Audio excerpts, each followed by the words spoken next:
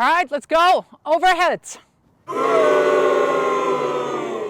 That is what happens almost every single time I'm calling an overhead drill. And I honestly think the overhead is anything but easy. It's very easy to make mistakes. So in this video, I'm going to show the 5 most common mistakes on the overhead and how to fix them. Let's jump in there. It's overhead time. If you have the wrong grip, you'll severely limit yourself on overheads, and here's why. So if you have your pancake frying pan grip, it's very easy to hit down on the ball. And you're gonna have to hit the ball in front. If you hit it slightly too far back, you see what my racket face is doing, they're going up. Other negative is you can't add spin. And you need spin because it helps with placement and it also helps with the control, especially when you have to move back on more defensive overheads. Instead of the frying pan grip, start to work on your Continental grip. I got plenty of videos where I'm showing you how to find the Continental grip. I'll link them down here. But here's a great drill that you want to use to learn the use of your shoulder, your forearm, and yes, the wrist.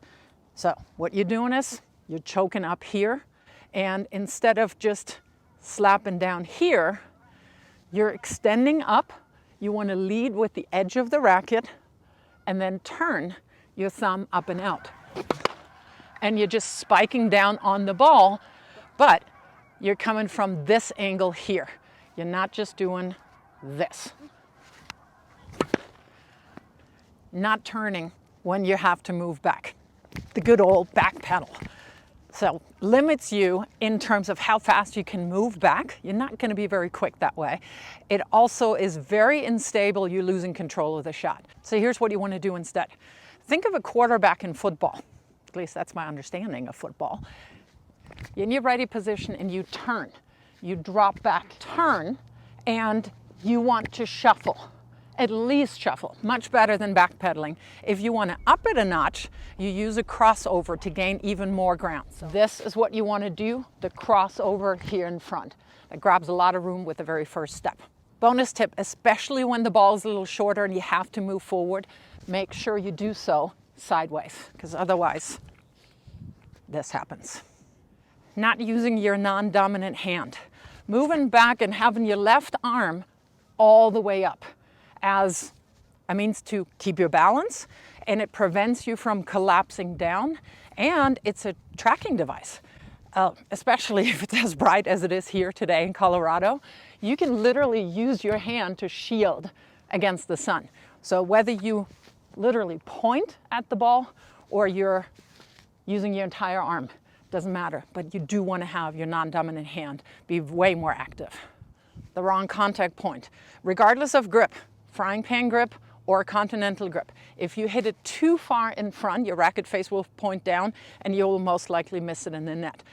So ideally on a point finishing, on an aggressive overhead that you're planning to finish the point with, you want to have that contact point slightly in front. You will get plenty of overheads that are behind you, and we'll go into that in a second. We're talking a lot about the contact point in front, behind you, but what about the side?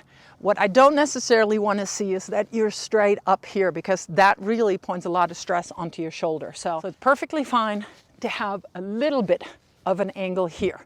And if you find yourself hitting balls like this, that's lack of footwork. So try not to make up too much stuff.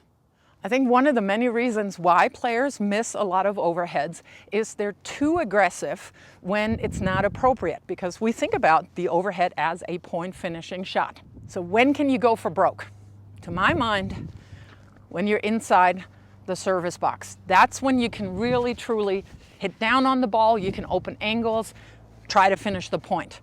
But anything where you're further back, and especially when you have your contact point slightly behind you, you need to go placement over power. Try to aim to the weakness of your opponent, keep the ball alive somehow. Don't go for broke if you're completely off bounds. What do you do after the overhead? You keep playing silly. That's another thing that I see tons of. People hit an overhead, and then what? If you catch your balance and it moves you back, your last step is going back, and especially if you're that deep inside the court, I would move back to the baseline. If you have your body weight going forward, go and clean up the trash. But hey, Tanya and Pete, do not overclose either. This is overclosing. You don't want to come any closer than about halfway from the net to the service line. Because if you hit an aggressive overhead and they're struggling, most likely they're hitting another overhead back. So do follow it in, but don't overclose. Have fun practicing your overheads with these tips. And if you still don't have enough of overheads, click on this video here. More overheads, and I'll see you soon here back on this channel.